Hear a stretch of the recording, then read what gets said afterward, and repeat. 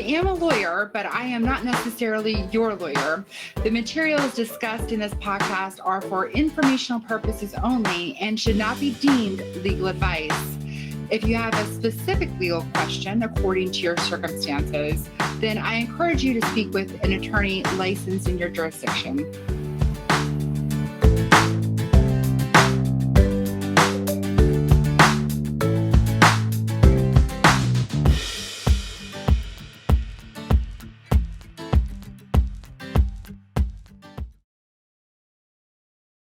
Welcome back to another edition of Ag Law Today. We've got Rusty Rumley back in the house from the National Ag Law Center. Rusty, remind our listeners, where are you and what do you do? So I'm a senior staff attorney at the National Agricultural Law Center. We're part of the Division of Ag here at the University of Arkansas. And in years where COVID's not going around, I do a lot of the traveling and public presentations. But I handle a lot of the of land use issues here at the center. So leasing, business entities, crop insurance, a little bit, hemp, drones. There's been quite a few issues I've been involved in over the years. Excellent. So today we're going to be talking about all things hemp. This is such a hot topic. You know, I'm here in the state of Illinois where hemp was legalized January 1st of this year. So where are we with regulations right now from a federal standpoint? I feel like things have just been murky and unclear from my position. They've been murky on the federal level. Last October, we finally got some regulations put out through AMS, the Ag Marketing Service under USDA. They're the ones overseeing the industrial hemp program at the federal level. The thing is, they're interim final rules. So the only thing we know for sure is that they're not final yet. They're going to change. So we're currently waiting. We've heard that there's currently September 2nd. There should be new hemp rules rolling out anytime now in the next month or so.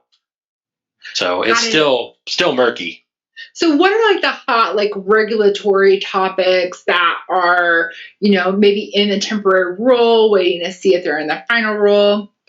So industrial hemp has very much been a game of whack-a-mole. Whenever they have one issue come up, they finally get it addressed and 4 more pop up. So right now, testing for THC content has been a major issue, and that's it's going to be ongoing in the future. Both the accuracy and the ease of using those tests, that's been complicated. The regulatory status of CBD, a lot of these people growing industrial hemp are growing it to sell CBD oil.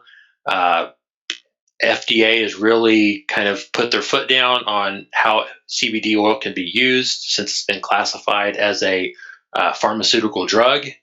So that's caused a lot of issues. What is CBD oil exactly? And how is it used? And then what's the current status right now? So CBD is one of the cannabinoids that comes from the industrial hemp plant. There are many, many cannabinoids that come from the industrial hemp plant. One of the hot ones right now is CBG as opposed to CBD. Most people, when they talk about hemp or marijuana, they're all familiar with THC, which is the substance in it that gets people high. But those are just some of the substances. People are trying to, a lot of this has been, people are wanting to sell this as a dietary supplement or a herbal medicine or herbal remedy. And right now, if you Google what does CBD cure, you'll find people that claim it cures everything. In fact, FDA is, because of the status of CBD, it has been approved for a usage. Currently, it has been approved as it's used for, I think it's an anti-seizure medicine for children. So it does have medicinal properties. That has gone through FDA approval. It's been proven to be safe and effective as a remedy for seizures. But it's people are selling it, and FDA has tried to crack down on people making claims that it cures cancer or treats fibromyalgia or Alzheimer's or things like that. But it's just everyone drives past a CBD place almost every day on their way to work. I mean, they're ubiquitous. They're everywhere. So that's been one of the issues going forward is, what can people legally do with CBD? There's a general rule. It's kind of commonly referred to as the drug exclusion rule. And that is you're not allowed to put pharmaceutical drugs into food products or dietary supplements. So I can't go out there and say, I'm going to create Rusty's amazing headache fighting milkshakes and just go out there and crush up a bunch of aspirin and dump them in my milkshakes and sell to people. Because it's a drug. It's a licensed drug. Right. So that makes sense. That's been the issue going forward is that, the money is selling the CBD oil as in your health food stores or your herbal remedies or things like that. And FDA is saying, whoa, this is not a dietary supplement or food. This is a drug. It's gone through the review process and it's been proven to be safe and effective for medicinal purposes. So right. Yeah, that makes a lot of sense. So where exactly are we with raw hemp products? Specifically, Rusty, can folks sell raw hemp direct to the consumer? That's been a major sticking point. So raw hemp has really taken off. Last year, the hemp market just cratered. There was a lot of people growing it, and there was not a whole lot of people processing it. Mm-hmm. So this lack of processors or the processors declaring bankruptcy, farmers are really wanting to get into that direct marketing. Why do we have to sell it to a processor? Some of them were processing hemp, and they were taking 50% of the oil that was being produced just for the processing fee. So farmers are just wanting to say, hey, I just want to skip these people. I want to go straight to the consumer. Mm-hmm. And then the consumer can do whatever they want. One of the issues has been a lot of these people will buy the hemp buds and smoke them for CBD purposes, trying to get that medicinal that CBD. Well, I mean, the issue you run into is that there is no practical way to tell the difference between a hemp bud and a marijuana bud. They look the same. They smell the same. If you test them, both of them test positive for THC. I mean, the only difference between industrial hemp and marijuana is it's below the 0.3% total THC on a dry weight basis. So it takes some really sophisticated testing to be able to ensure that, that thing that the police officer seized in a traffic stop is marijuana as opposed to hemp. And in fact, some places it's so difficult to tell that law enforcement officers won't do it or prosecutors won't invest the money to run the test. It's just not worth the hassle. Yeah. So you have law enforcement pushing back, and it's complicated. I could see that.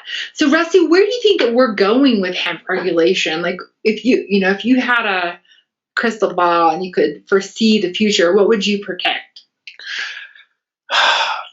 I think a lot of people in the industry kind of see the CBD as, it probably won't be around forever. I mean, it's trendy. It's worth a lot of money right now. A lot of the people that seem to be in it for the long haul are looking at it more as a fiber and oilseed crop. But right now, the issue is there's just not the infrastructure in place to do commercial hemp for non-CBD purposes. The hemp fiber, usually a lot of those people end up round baling it, so it's not very cost effective to haul round bales long distance. So you need a factory that's fairly close. Oil seed's a little bit easier, but elevators aren't cheap to build. I mean, you got all kinds of facilities that have to go in place to facilitate those as well. So it's kind of been this chicken and the egg. CBD is where the money's at. That's where everyone's growing. But once that goes away, there's going to have to be some capital investment and some infrastructure to be able to handle those types of commodities. I mean, imagine growing corn or soybeans and not having an elevator to take it to offload it, or ports to take it to put it on barges to send it downriver. Yeah, no, I could see that for sure, for sure. So, Rusty, what is sort of the temperature right now with the agriculture industry and hemp? I mean, have farmers been receptive to try it, as a specialty crop, or have you seen some resistance? Um, I Once again, it's kind of one of those areas. It depends on where you're at in the country. Um, if you are in Kentucky, where you have a lot of fairly small farms that tended to used to grow tobacco, and the tobacco industry is cratered, you see a pretty wide adoption amongst your traditional farmers. A lot of those people that used to grow tobacco are now growing hemp. Uh, you talk more about the Midwest, where you have your farmer that's got 3,500 acres of corn and beans. They're not going to switch it over and start growing 2,000 acres of hemp. I mean, some of them might dabble a little bit, a couple acres here or there. The thing has been, though, that especially growing for the CBD varieties, it's much more like a specialty crop. I mean, AMS was the right place to put hemp when it comes to, especially if they're growing it for CBD. It's a lot of the stuff is very similar to growing marijuana. Mhm. So it ends up being a very labor intensive process. So much like a lot of your traditional specialty crops. So we're seeing more adoption in the lines of, people that grow at farmers markets, and they have, 5 acres, and they can do 2 acres of hemp. Mhm. 2 acres of hemp is a lot of work. It's a massive amount of work. So there are ways to scale it up and to do it with modern farming equipment, but you lose CBD content, and finding processes are tricky. So we're probably going to end up seeing, when it comes to oilseed or fiber, that's probably going to be more of a row crop farmer's game, where the CBD or CBG varieties is going to be more into the specialty crop arena. So different farmers can take advantage of it. It's just going to kind of depend upon what kind of operation you've got, what equipment do you have, how much acreage do you have. All that stuff's going to play into it. Yeah, that makes sense. So, Rusty, what advice would you give to our listeners who are looking for a lawyer? Maybe that they have a question on hemp law, maybe it's another agriculture law topic, and they're just trying to find the right counsel to help them. What advice would you give to those folks? Uh, a lot of states you're starting to see industry groups form in the state. Sometimes they might be a part of the State Farm Bureau. Other times it might be a standalone hemp entity. Join that group before you ever plant your first crop, and ask them who they're using for their attorney. And chances are there'll be a couple of names that pop up over and over again. And that's, those kind of recommendations from people that are already in the game, those are going to be really helpful. Yeah, that's great advice. And my final question, Rusty, for you is, how has this whole COVID experience been for you? And have you been working from home? I think you're in the office now. We've So Beth and I have a 2-year-old and a 4-year-old. So working at home is not the most productive strategy. Our office building is empty, so we've kind of been coming in and working when we can. One of us will watch the kids, or Beth's mother will watch the kids. So we've been really fortunate from that perspective. But yeah, working at home is just not very productive when they're asking you to read Green Eggs and Ham 3 times a day. Yeah.